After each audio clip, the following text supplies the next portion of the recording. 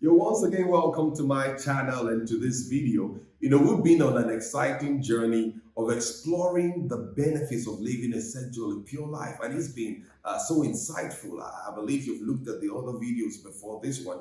I mean, it's such a there's so much to learn, and I advise you to take a look at it because it's the temptation to just believe God is saying we should live sexually pure just for some mysterious reasons that we do not know. No, there are practical reasons we can lay hands on. Why God said we should do that. You see, God is love. He gives us his instructions out of a heart of love. And if you know that, you will be committed to obeying God, no matter how tough it seems, because the gains are always far greater than the pain that comes with obeying God. If at all there's any pain, all right. Today, I want to bring another thing to you today that is such a great blessing for living life of sexual purity. And that is because sexual purity enhances your chances of marital success. Now, I chose my words very carefully. Sexual purity enhances your chances of marital success. I am not saying when you live a sexually pure life, your marriage will succeed. Your marriage will never fail. There are a number of ingredients that makes marriage to succeed. But I'm saying one of the key ingredients in that marriage in that combination that produces a successful marriage is fidelity, sexual fidelity.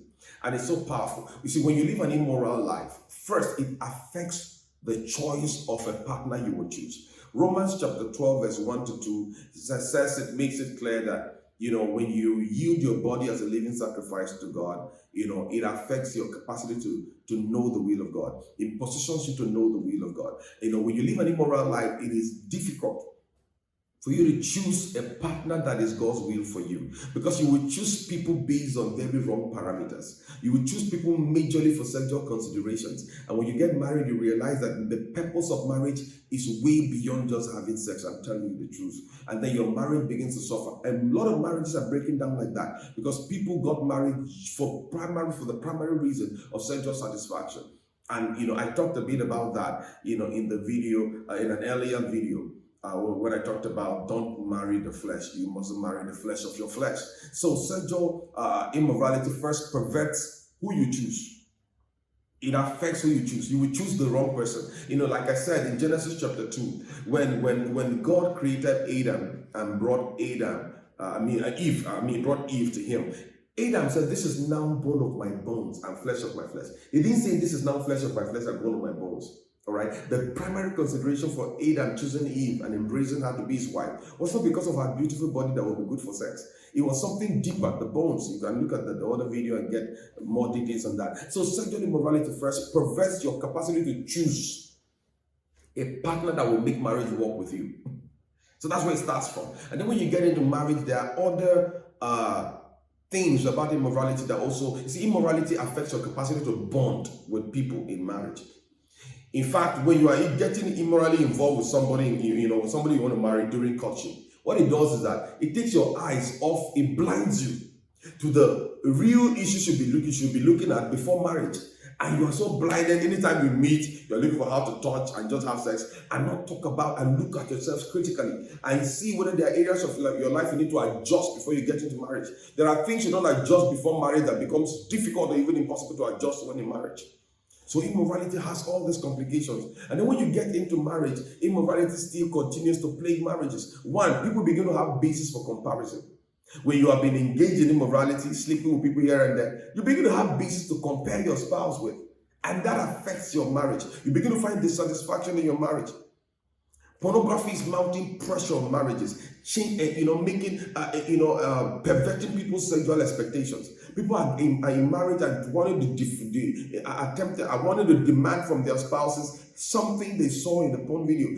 I belong to a group on social media for married people that one guy came to cry out.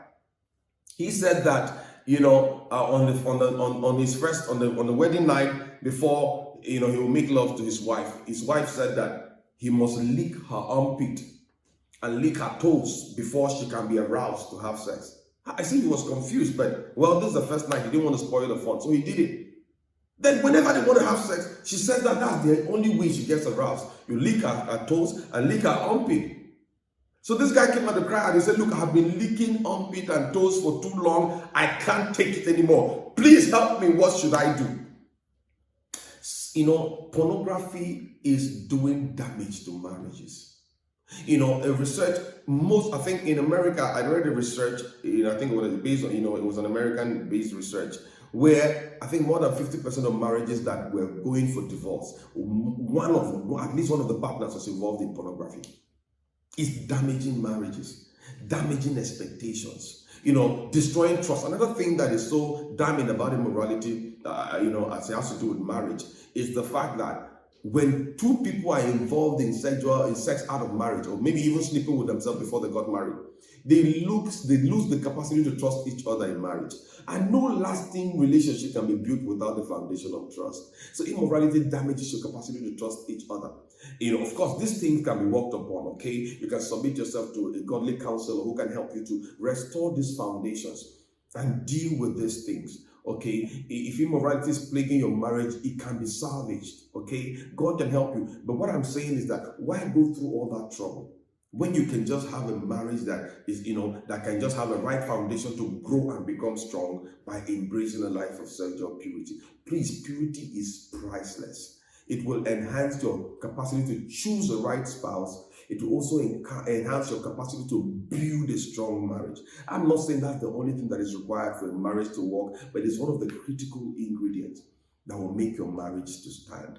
Do I begin to talk about couples that, one spouse gets infected with HIV and transmits it to the other person? I mean, there are couples wiped out, children left orphaned because of this.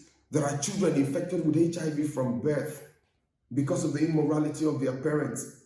Come on, there's too much to lose. There's too much damage that immorality does to a marriage. Embracing purity can be your lifesaver. Please embrace sexual purity. It has value. It has value to add to your marital life and destiny. God bless you.